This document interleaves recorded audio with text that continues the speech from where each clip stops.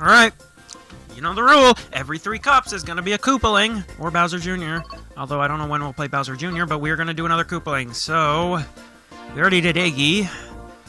You know what? I'm going to go in the order of... the order you fight them in Super Mario World. So...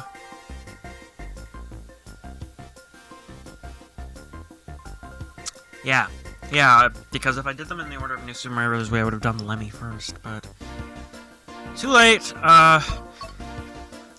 we're gonna do Morton. So I think in Super Mario World, he's the second Koopaling that you fight. Alright, you know what? I'm on the fence of whether or not I actually want to test out a different, like, set of bikes or wheels, but I'll try a new bike and a new carousel with Morton. I'll see how it works. Otherwise, time to start off the Special Cup.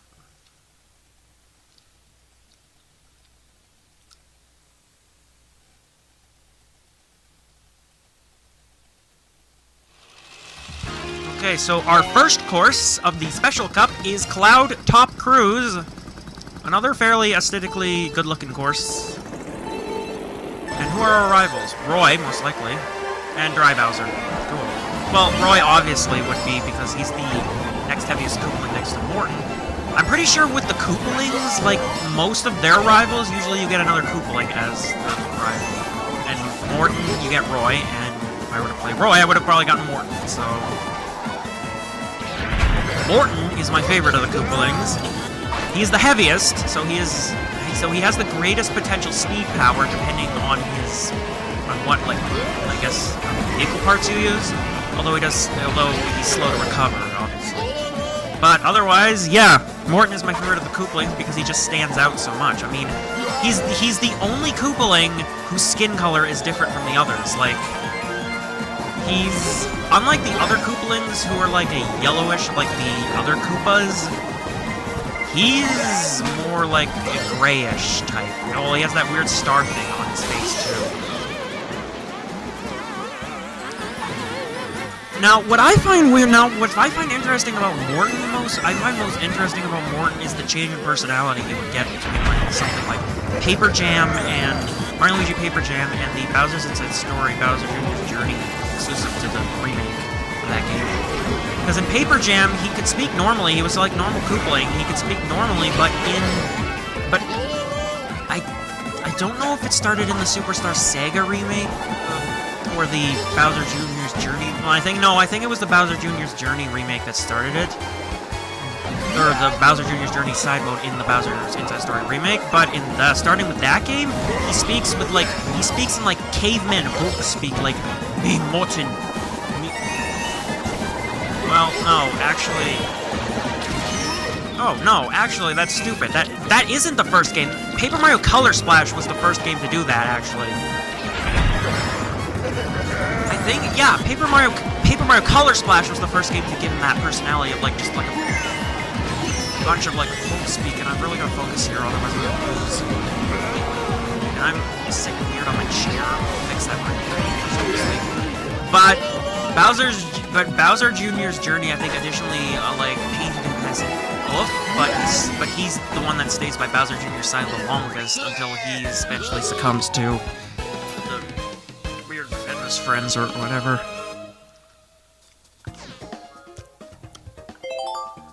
Alright, so that was Cloud Top Cruise. Fairly okay course, and we did pretty good. I mean, we kept our ground, even though we had a couple of close calls.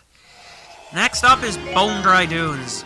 So this is one of the lesser-liked courses in this game, as far as I'm aware. And it's kind of easy, and it's a little bit easy to see why. It's not the worst, but there is a lot of off-road sections. Why is Lakitu one of my rivals? Like, Lakitu is, like, polar opposite in terms of weight. You'd think, like, if they have, like, some sort of rival system thing going on, you'd think, like... You'd think with, like, the rival system thing, they'd, like, make it so that it's, like, your quote-unquote rivals would be characters in a similar weight class. That's a similar weight class. Lakitu is not Morton's weight class. I don't know if Lakitu is quite baby lightweight, but he's definitely very lightweight. Oh, yeah, it's easy to see why this course isn't very well liked. There is a lot of tricky turns and a lot of off-road stalls. It's not one of the easier courses to steer on, and I have got a blue shell. I'm not going to like see if I can get a You know, I have to say for the blue shell though, compared to something like maybe Mario Kart Wii, it's not nearly as much of a deal was here. Mainly because unlike in Mario Kart Wii, you don't flip, you don't do this major flip in the air that lasts for quite a few seconds.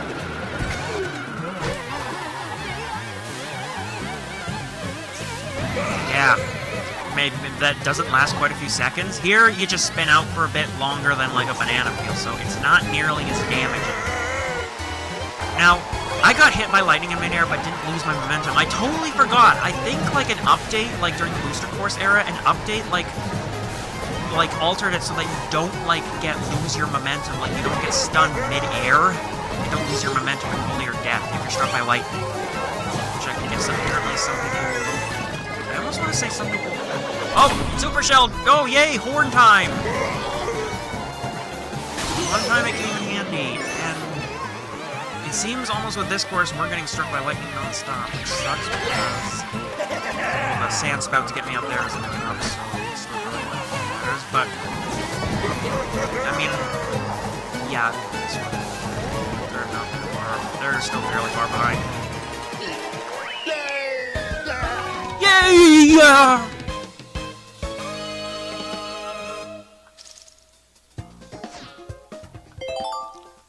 You know, one thing I kind of miss from Mario Kart Wii and 7 is the still ceremony where they're sitting on, like, the podiums. I kind of miss that. Well, Mario Kart Wii, at least.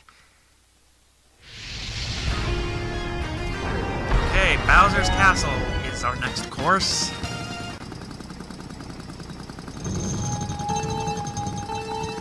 What mayeth be awaited in the castle? Okay, so this game is Bowser's Castle. The main gimmick of this one, well, it has obstacles. Well, it has cool obstacles like this fireball, this light ball that I hit, another firebar that I just barely dodged, and then the main gimmick is this giant Bowser that punches this part of the course. You can do tricks from the waves it causes, but you also gotta make sure not to get outright punched by it, otherwise you'll get flattened. I would not call this, out of all the Bowser's courses, I wouldn't go as far as to call this one my favorite. All the Bowser's courses in the series, I have to say that I kind of, like, I don't know how many people would agree with me, but I think the Bowser's Castle courses, in my opinion, kind of peaked with Double Dash. Double Dash's Bowser course was actually really fun and really neat design, so I like that one. I also really like DS's Bowser's Castle, especially with the cylinder that you have to like make sure to stay on so that it doesn't shove you off down to the longer path.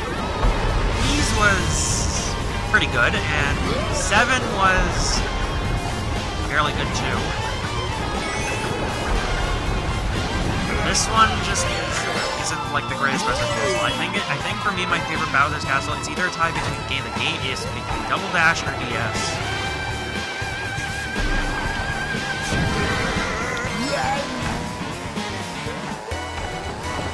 It's actually hilarious that I realize on the Wii U. There are actually, on the Wii U, there are only 2 Mario Kart games that you can play on it anyway. Double Dash and 7. Because, of course, 8, of course, is made for the Wii U. Wii is backwards compatible. Mario Kart Wii you can play on it because the Wii is backwards compatible with the Wii, obviously. And then Super Mario Kart, Mario Kart 64, Super Circuit, and DS are all on the Wii U Virtual Console. Oh, and there you go. That's how you stop a red shell with a bomb, I guess. And shit.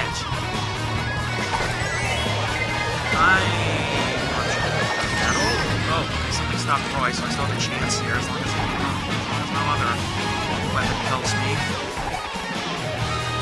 Okay. Perfect.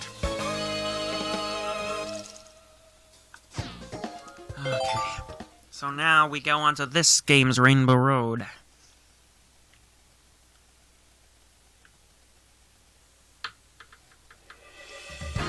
Oh, in a space. I have to give this one credit, and that's cool that this time we're actually in a space station. But in terms of where I'd rank this, in terms of all the Rainbow Roads, this isn't one of the greatest. I know a lot of people would say that the Wii Rainbow Road is the greatest, probably the best of the Rainbow Roads. But but honestly, I'm in the camp that considers. I'm actually in the camp that considers the Mario Kart 7's Rainbow Road to be the best. But thankfully, the booster course brings both those Rainbow Roads back as retro courses. Okay, so you can see the big problem with this course to me in particular is that one gap, is that figure 8 like turn there. That turn is so like tight. In fact, I think this whole course is in general seems to have a lot to do with a lot of tight turns, especially this one here. Which is like very easy to pull off. Oh, okay, I'm blaming the blooper for making it more slippery. I'm a little bit slower, so maybe I can get through this. I can tell you, if I get any mushrooms, I'm not going to be using them. Yeah, it's this section right here. Ah, frick. It's like, then I just boost right off the edge. Okay, so I don't normally do this, but when I come to the final lap, just to help, I'm probably going to turn on smart steering just for that section. In fact, probably for the rest of it. You know what? I might actually just turn it on for the rest of the map, because this is the only course in the game that I would honestly argue this is the only course in the game that warrants it for this speed. You can only imagine how fun it is on 200cc. At least this will keep me from going off the edge. And there we go. Okay, so now with smart steering, hopefully I can do this. Propel me off the edge. Yeah, this, I really don't, yeah, because, yeah, see, there we go. Simple. With smart steering, it kept me on the track. But it didn't let me boost. Yeah, unfortunately the problem with smart steering is that it won't let you take shortcuts. At least the ones that were playing was great. That's a big problem with, like, great, yeah. So when you're down to, like, 2 bananas, like in that example, the red shell, that's the disadvantage of the triple banana circle in this game, is that if once you're down to, like, 2 or 1 bananas, the red shell can just get right through. I forgot to turn on smart steering, so I'm going to do that and start beginning of the next cup. I somehow pulled through! So that's the special cup.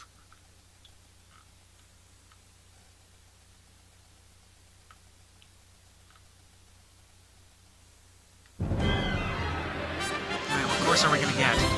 Oh, Cloud Top Cruise. The least eventful of them all. Come on, Bowser's... No, Rainbow Road was arguably the most eventful of them all, and they choose the least eventful of them all to start with, of course. Like, I kept consistently first in that one. That's not... Yeah, way to go above and beyond, Morton. Drop that bomb. Let it explode. Do I get the... I don't get the credits in this one, do I?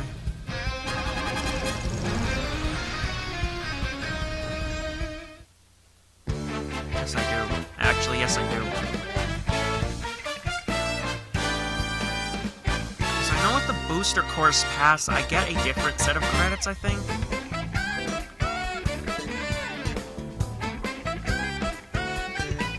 Yeah, it's funny how we're getting credits, but I'm only like 1/6. I've done only like 1/6 of the cups.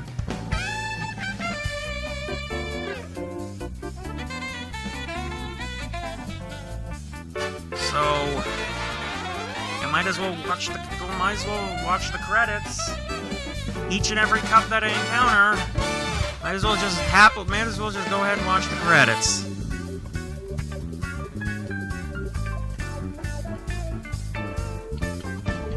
might actually... I don't know how many cups they're gonna possibly do this in.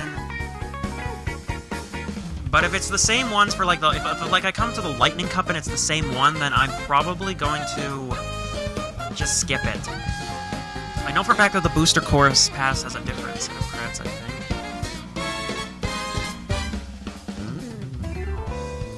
So, yeah. You can watch the credits. I'm going to check texts on my phone.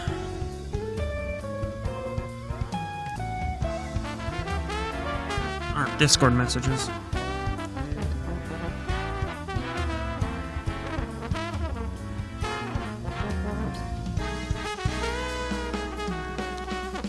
Yep, this...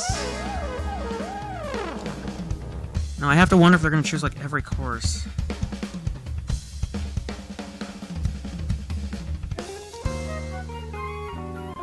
It almost feels like they are going to be cycling through every course. What the heck?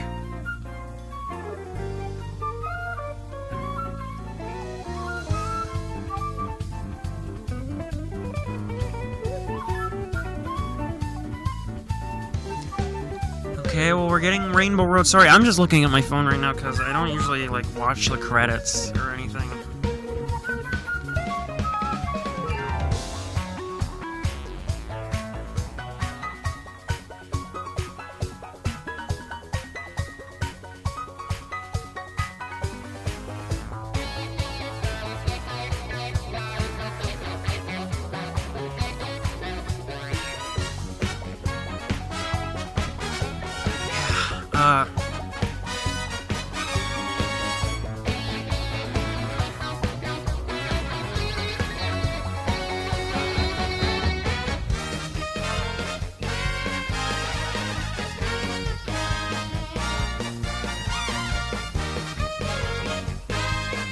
Anyways, should be really close to the end. I don't know why I'm just staying with the credits, but whatever. Guess to extend this part, I guess.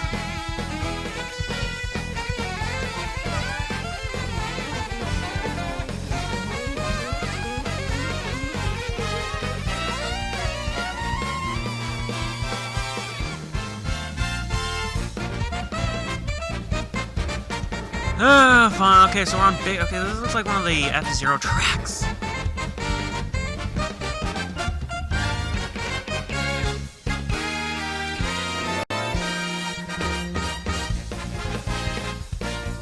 Okay.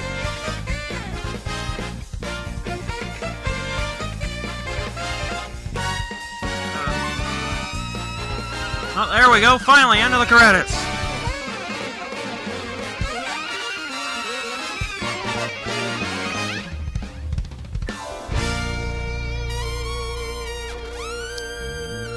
And the horn!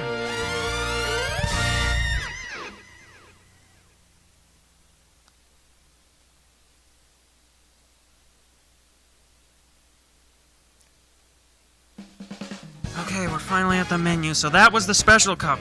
Next part, we're going to be starting the Shell Cup, which is the start of the game's retro courses. So I will see you guys then.